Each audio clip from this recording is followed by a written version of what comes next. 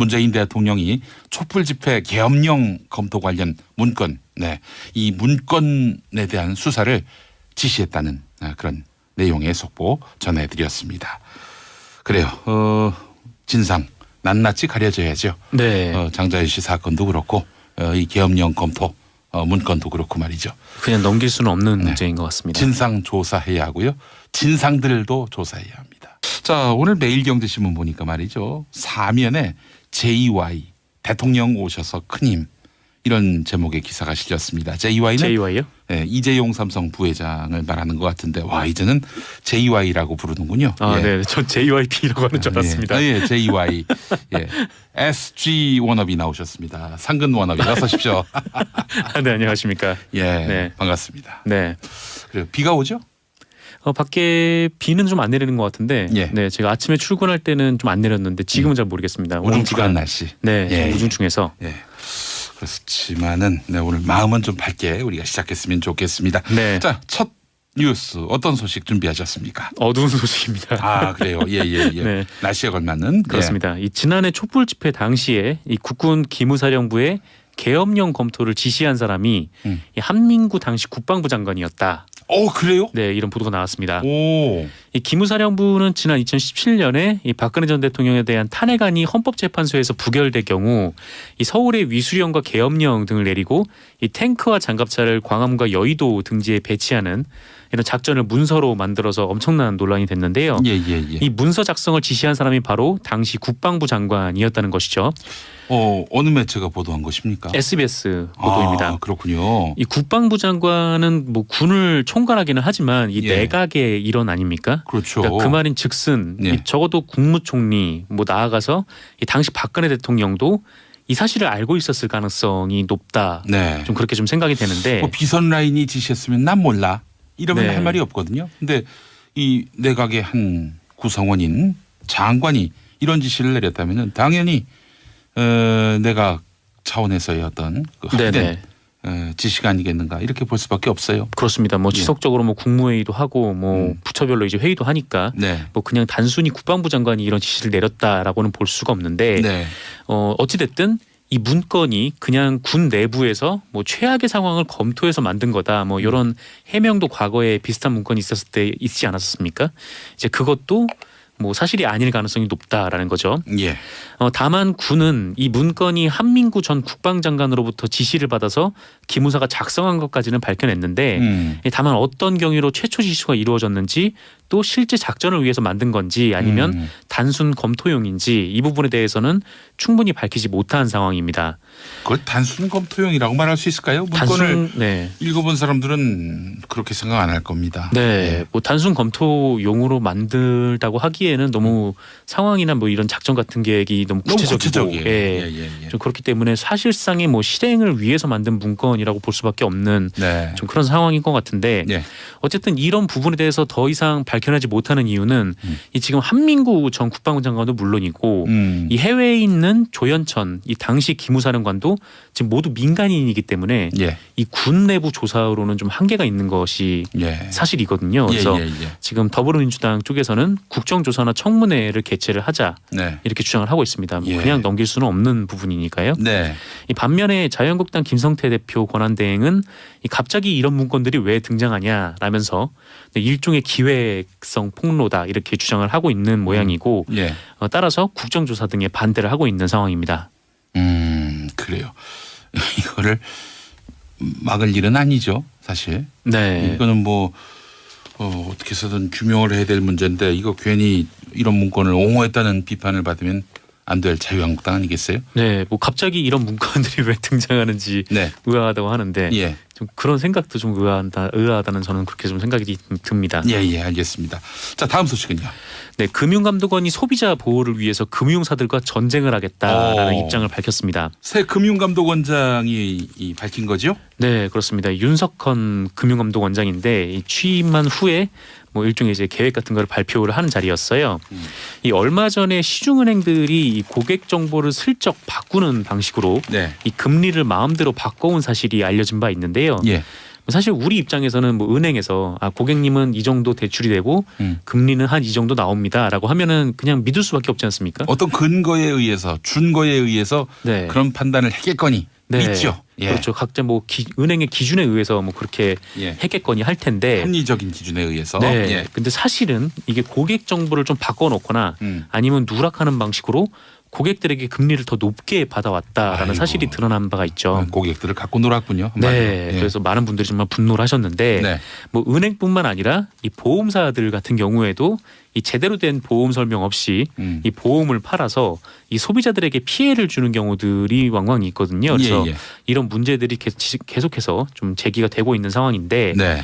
이에 이제 윤석헌 금융감독원장이 금융감독 혁신과제를 발표하는 자리에서 소비자 보호를 위해서라면 금융회사들과의 전쟁이라도 벌이겠다라고 선언을 한 겁니다. 네. 원래 금융감독원이 이런 일을 하는 기구이긴 한데 그렇죠. 네. 예. 그동안 우리가 이런 모습을 보지 못해서 네. 좀 상당히 신선하게 느껴지는 발언인데요. 금융감독원이 금융사의 이익을 대변하는 네. 그런 지경까지 이르렀었죠. 그렇습니다. 예. 원래는 이제 금융계의 검찰로 만들겠다라고 네. 해서 만든 조직인데 예. 네, 뭐 검찰은커녕 뭐 대변인 역할을 해왔다 이런 비판도 있었었죠. 금융계의 친목회였다는 비판도 있었어요. 네, 예. 그렇습니다. 그래서 뭐 이를 위해서 이 금감원은 이 박근혜 정부 때 없어졌던 금융회사에 대한 종합검사도 부활시키기로 했고요. 이 대출금리 논란과 관련해서는 은행에 대한 전수조사에도 나서기로 했습니다. 예. 아울러서 이 금감원의 이런 입장도 또 주목이 되는데 이 삼성 문제에 대해서도 계속 단호한 입장을 유지를 하고 있어요. 예. 이 삼성이 이재용 부회장 경영권 승계를 위해서 이 삼성물산과 제일모직을 합병하는 과정에서 그 이재용 부회장이 그 주식을 갖고 있는 네. 이 제일모직의 가치를 더 크게 부풀리기 위해서 네. 이 제일모직의 자회사격인 삼성바이오로직스에 대한 고의적인 이 분식회계를 했다 이런 의혹이 제기되지 않았습니까? 예. 이에 대해서 금감원이 조사를 한 결과 이거는 고의 분식회계가 맞다라고 결론을 내렸는데 네. 이 반면에 금융위원회 쪽에서는 이거는 고의가 아니라 실수다. 이렇게 좀 입장을 선회하는 그런 분위기였거든요. 예. 그런데 금감원에서 다시 한번 예. 금융위원회의 판단과는 상관없이 예. 이거는 고의 분식회계다. 이렇게 밀고 나가겠다라는 입장을 밝힌 겁니다. 어이고. 그래서 그 부분도 좀 금감원의 역할이 좀 주목이 되고 있는 상황입니다. 윤석헌 원장 칼을 뽑았는데 그 칼로 무엇을 찌를지 한번 지켜봐야 될 것 같습니다. 네. 자, 다음 소식은요.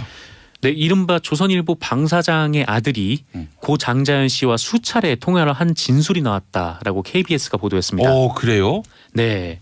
이 고 장자연 씨는 술 접대 강요, 뭐 협박과 폭행 등의 고통을 이기지 못해서 지난 2009년 3월 7일에 스스로 목숨을 끊었는데요. 글쎄 말입니다. 이후에 KBS가 이 고 장자연 씨의 자필 메모를 발견을 해서 네. 단독 보도를 했었죠. 예. 그래서 이 메모를 보면 이 소속사 대표가 뭐 조선일보 방 사장님 아들과 술자리를 만들어서 룸사롱에서 술 접대를 시켰다라는 내용이 있었거든요. 예. 하지만 이 수사기관은 방 씨 일가에 대해서 제대로 조사를 하지 않았다라는 비판이 나오고 있습니다. 네. 이 특히 관련 수사 도중에 이 장자연 씨가 이 방용훈 코리아나 호텔 사장과 식사를 했다라는 증언도 나왔고 방 사장 아들이 아니라 네네. 방 사장 동생. 동생입니다. 예. 그리고 방상훈 조선일보 사장의 둘째 아들인 네. 이 방정호 TV조선 대표이사, 네. 뭐 당시 TV조선 대표이사는 아니었고요. 예. 어쨌든 이 방정호 씨와 TV조선이 그때는 없었죠. 네네 예. 그렇습니다. 술자리를 가졌다라는 증언을 확보를 했음에도 불구하고 제대로 조사하지 않았다는 거죠. 네. 이 방정호 씨는 경찰이 방문 조사를 했었는데 네. 그때 술자리에는 나갔지만 장자연 씨가 누구인지도 몰랐고 당시에 가장 먼저 자리를 떴다라고 진술을 했었습니다. 얼굴을 모른다. 네네. 장자연 씨가 누군지 모른다. 네. 그래서 경찰은 이런 방정호 씨의 주장을 받아들여서 이 내사 종결을 처리했는데요. 그렇게 방문 조사도 해줍니까? 경찰이 원하면 다 그렇게 해주나요? 원한다고 다 그렇게 할 리가 없죠. 네. 보통 이제 강제 수사를 하는 게 일반적인 경찰의 모습이었는데 네. 이렇게 친절하게 예. 또 방문해서 또 조사를 했다는 겁니다. 방 사장 아들이라서 이런 특별 대우를 해준 건가요? 뭐 그거는 뭐 정확하게 알 수는 없지만 그런 의심이 갈 수밖에 없는 상황이었죠. 예. 어쨌든 이 장자연 사건이 지금 대검 진상조사단에서 재수사를 이루어지고 있는데 이 대검 진상조사단은 이 장자연 씨와 방정호 씨가 서로 연락을 하는 사이였다.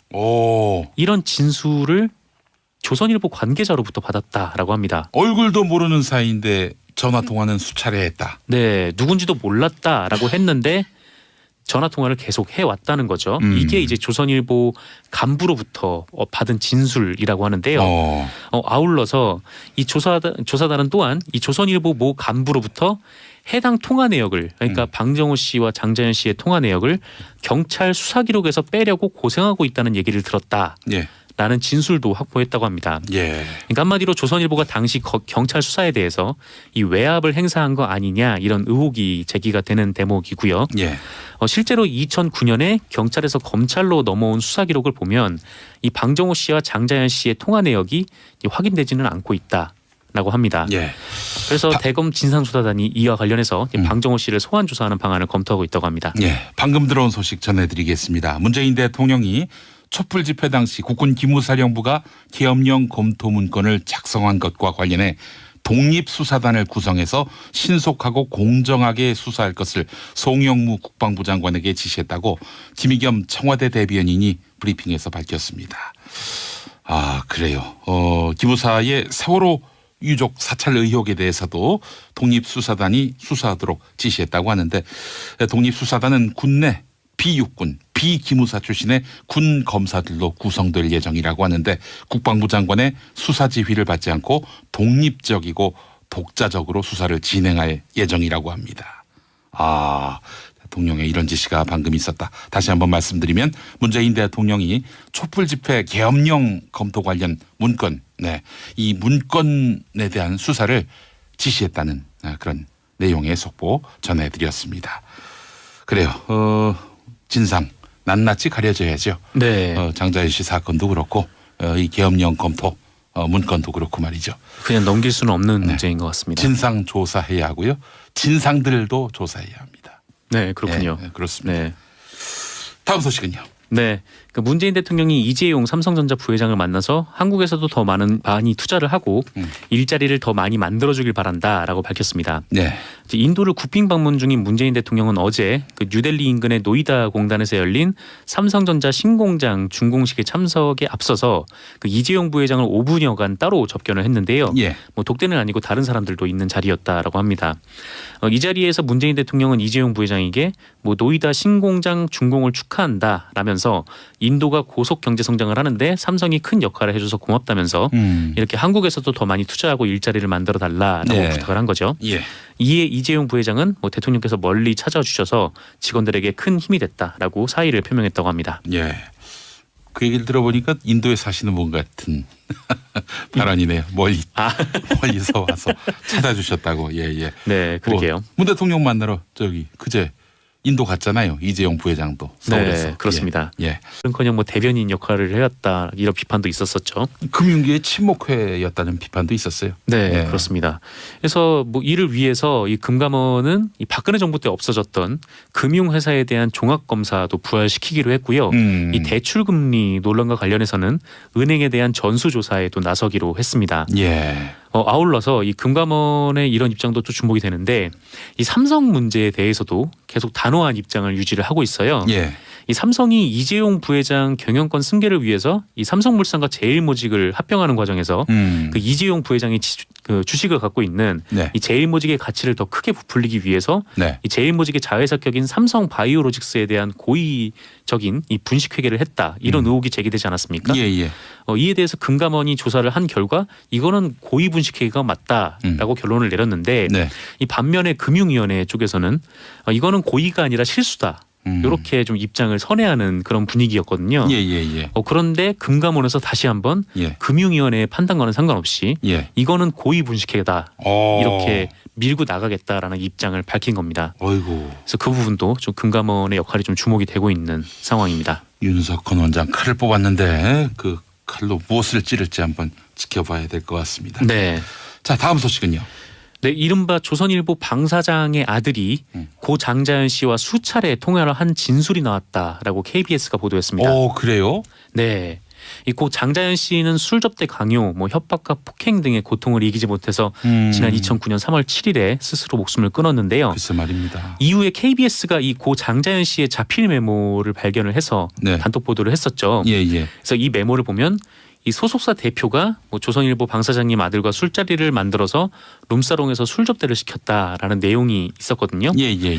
하지만 이 수사기관은 방 씨 일가에 대해서 제대로 조사를 하지 않았다라는 비판이 나오고 있습니다. 네. 이 특히 관련 수사 도중에 이 장자연 씨가 이 방용훈 코리아나 호텔 사장과 식사를 했다라는 증언도 나왔고, 방 사장 아들이 아니라 네네. 방 사장 동생입니다. 예. 그리고 방상훈 조선일보 사장의 둘째 아들인 네. 이 방정호 TV조선 대표이사, 네. 뭐 당시 TV조선 대표이사는 아니었고요. 예. 어쨌든 이 방정호 씨와 TV조선이 그때는 없었죠. 네네 예. 그렇습니다. 술자리를 가졌다라는 증언을 확보를 했음에도 불구하고 제대로 조사하지 않았다는 거죠. 네. 이 방정호 씨는 경찰이 방문 조사를 했었는데 네. 그때 술자리에는 나갔지만 장자연 씨가 누구인지도 몰랐고 당시에 가장 먼저 자리를 떴다라고 진술을 했었습니다. 얼굴을 모른다. 네네. 장자연 씨가 누군지 모른다. 네. 그래서 경찰은 이런 방정호 씨의 주장을 받아들여서 이 내사 종결을 처리했는데요. 그렇게 방문 조사도 해줍니까? 경찰이 원하면 다 그렇게 해주나요? 원한다고 다 그렇게 할 리가 없죠. 네. 보통 이제 강제 수사를 하는 게 일반적인 경찰의 모습이었는데 네. 이렇게 친절하게 예. 또 방문해서 또 조사를 했다는 겁니다. 방 사장 아들이라서 이런 특별 대우를 해준 건가요?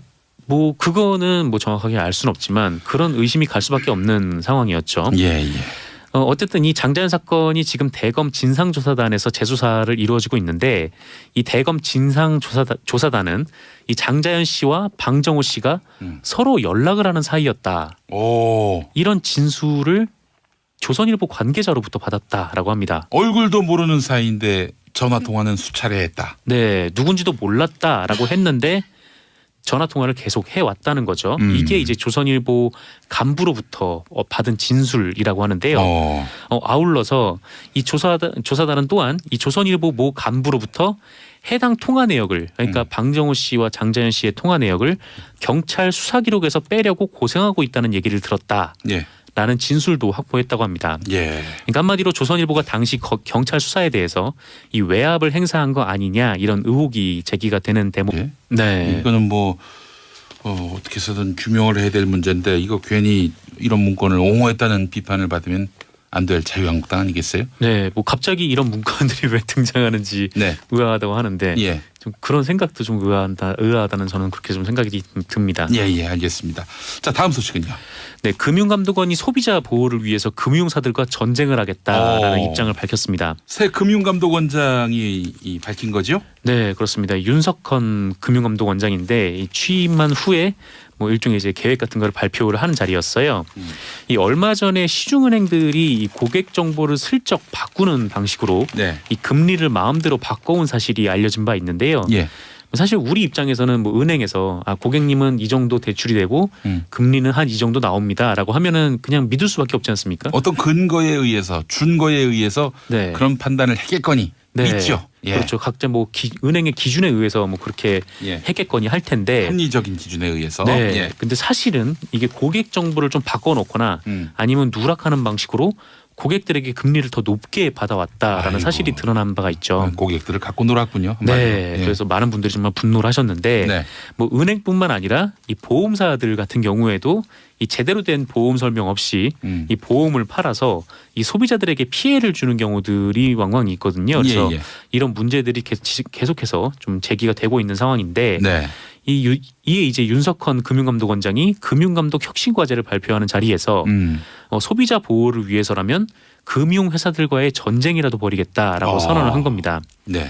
원래 금융감독원이 이런 일을 하는 기구이긴 한데 그렇죠. 네. 예. 그동안 우리가 이런 모습을 보지 못해서 네. 좀 상당히 신선하게 느껴지는 발언인데요. 금융감독원이 금융사의 이익을 대변하는 네. 그런 지경까지 이르렀었죠. 그렇습니다. 예. 원래는 이제 금융계의 검찰로 만들겠다라고 네. 해서 만든 조직인데 네, 뭐 검찰 높다. 네. 좀 그렇게 좀 생각이 되는데 뭐 비선 라인이 지시했으면 난 몰라.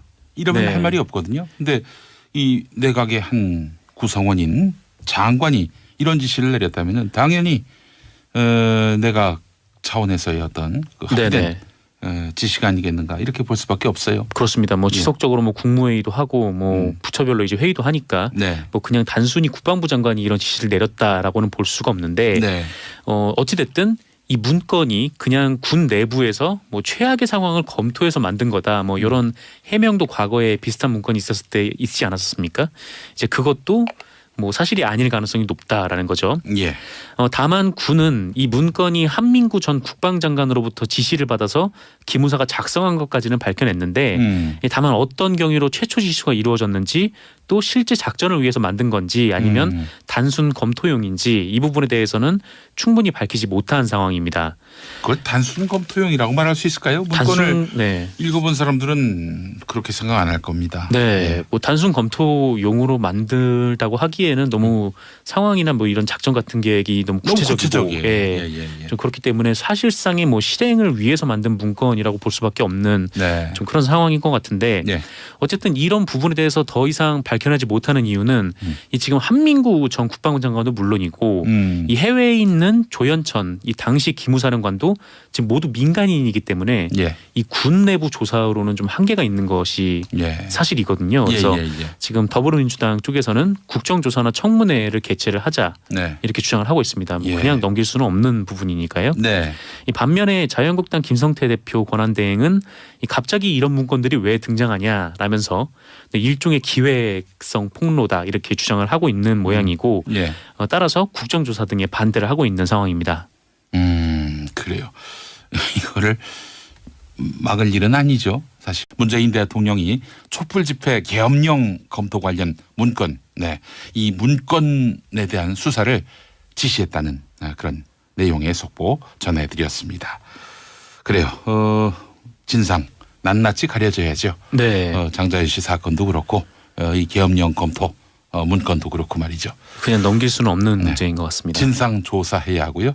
진상들도 조사해야 합니다. 자, 오늘 매일경제신문 보니까 말이죠. 사면에 JY 대통령 오셔서 큰 힘 이런 제목의 기사가 실렸습니다. JY요? 네, 이재용 삼성 부회장을 말하는 것 같은데 와 이제는 JY라고 부르는군요. 네, 저 JYP라고 하는 줄 알았습니다.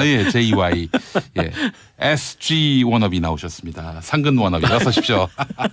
네, 안녕하십니까. 반갑습니다. 그래요. 비가 오죠? 밖에 비는 좀 안 내리는 것 같은데 제가 아침에 출근할 때는 좀 안 내렸는데 지금은 잘 모르겠습니다. 우중충한 날씨. 우중충해서. 그렇지만은 오늘 마음은 좀 밝게 우리가 시작했으면 좋겠습니다. 자, 첫 뉴스 어떤 소식 준비하셨습니까? 어두운 소식입니다. 그래요. 날씨에 걸맞는. 그렇습니다. 이 지난해 촛불 집회 당시에 이 국군 기무사령부의 계엄령 검토를 지시한 사람이 이 한민구 당시 국방부 장관이었다. 그래요? 네, 이런 보도가 나왔습니다. 이 기무사령부는 지난 2017년에 이 박근혜 전 대통령에 대한 탄핵안이 헌법재판소에서 부결될 경우 이 서울의 위수령과 계엄령 등을 내리고 이 탱크와 장갑차를 광화문과 여의도 등지에 배치하는 이런 작전을 문서로 만들어서 엄청난 논란이 됐는데요. 이 문서 작성을 지시한 사람이 바로 당시 국방부 장관이었다는 것이죠. 어느 매체가 보도한 것입니까? SBS 보도입니다. 그렇군요. 이 국방부 장관은 뭐 군을 총괄하기는 하지만 이 내각의 일원 아닙니까? 그렇죠. 그러니까 그 말인 즉슨 적어도 국무총리 뭐 나아가서 이 당시 박근혜 대통령도 이 사실을 알고 있었을 가능성이